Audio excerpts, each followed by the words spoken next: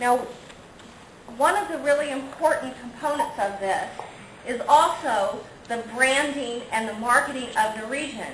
And while many of you have been directly involved and participated in some of the activities to develop the action items, we went through a process and hired a marketing team to help with the branding and marketing.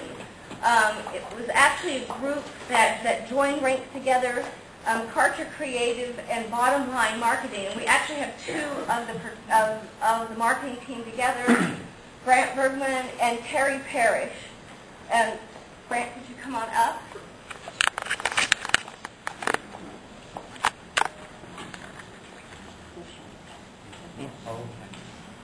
The fun of doing something like this when you're a consumer products marketer, which is the background that Bottom Line has, and when you're doing a lot of advertising and online creative work as Karcher Creative does, is to understand first the concept. And so we've done our own strategic deep dive in understanding this mega region concept.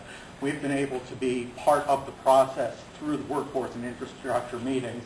And we've been able to assess one by one the kind of inventory of attributes and strengths of each of the three regions. And so we've, in fact, engaged people from all three regions, Imperial Valley, San Diego, and Tijuana, to talk to them about the kind of imagery that they think is right to describe their region in branding, the kinds of commercial appeal that we need to be able to reflect to the outside world when we are sending people out to attract investment to the area.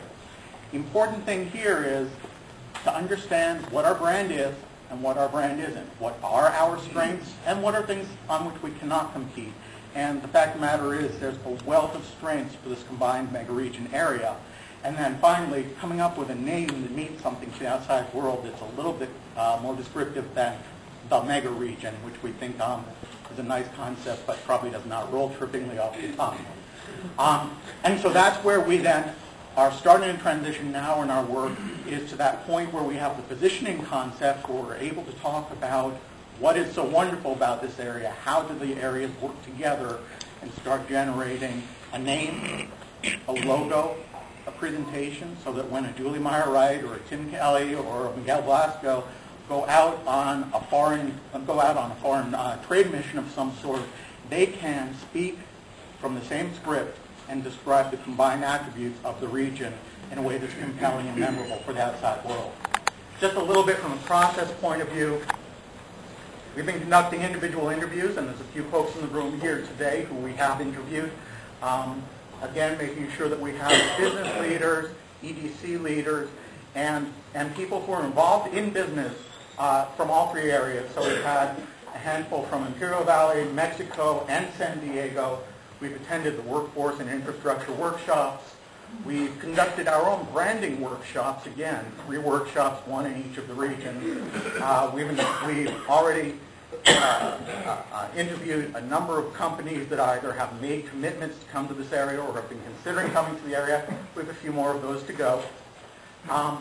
And from there, we are now just at the point of developing positioning options to start saying, well, we have all these attributes, and there's a good long list of a dozen attributes or so, but how are we going to position those? Which ones are going to be our lead horses?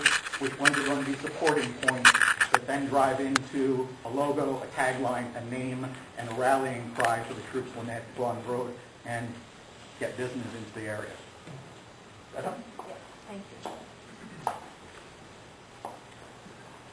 So then the next step, we're winding down phase 1, which has been, again, about developing the marketing tools and developing the action items. And here's why these action items are so important. Because when people go out to market the region, they're going to want to know, gee, do you have a workforce that can support these industries? Do you have the infrastructure to support it? And we want to be able to say to them, yes, we do. Yes, we're in the process. We're in a 3-year out of a 5-year plan to develop this infrastructure. We have a plan in process. We've developed a model for training, for worker training, so that when you make a commitment to come here, by the time your company is on the ground, you have a trained workforce. This is why this is so important. It's also important because these are mega-regional groups. The only way to continue to foster the mega-regional opportunities in the mega-region itself is for continued working together. These collaborations are incredibly important, and the success of the mega-region really is dependent upon continuing to work together. So we have the first of the rollouts, which is here today, a call to action, which is also what today is going to be about, getting people who really want to see this through to make a commitment of time. We owe the EDA a few things. Final report, which will be a white paper, which will include the strategic action plan, a template for replication. And this was, again, the EDA was so intrigued by what we're doing here, this genuine economic development strategy, that they wanted us to create a template that could be replicated in other parts of the United States, whether it's along the border or partnering an agricultural community along with a more urbanized community. So they see the real value of what all of us are attempting to do here. We're in the process of securing funding for Phase 2. We'll be launching the branding and marketing campaign grant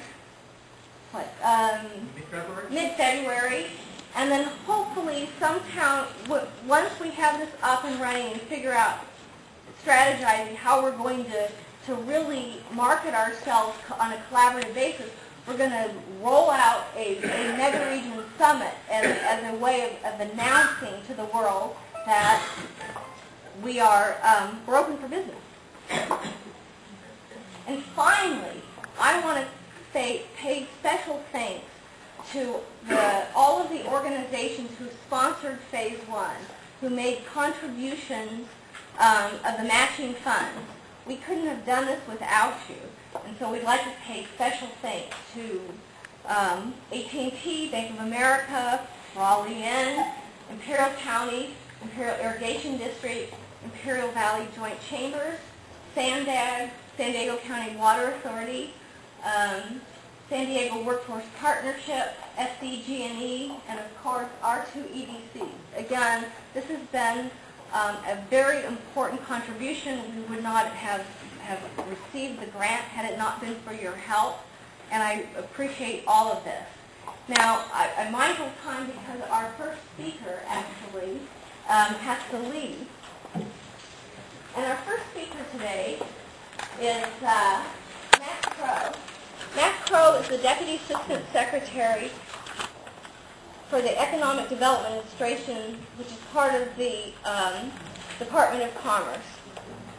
Matt has an interesting background. He told me to be quick and brief with his bio. He actually oversees the public affairs and congressional relations and is a senior advisor to Assistant Secretary Sandy Barua.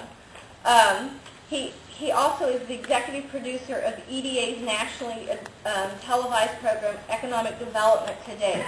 And probably most important to show his commitment to this, he actually flew to San Diego the day of this last event, and then it was canceled. But he still came back again. Now, if that doesn't show his commitment,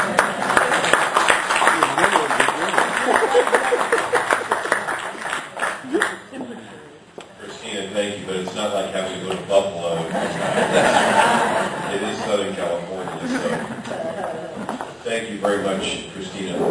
Before I get to my formal remarks, I want to say that El Centro is the source of two interesting pieces of history for my family.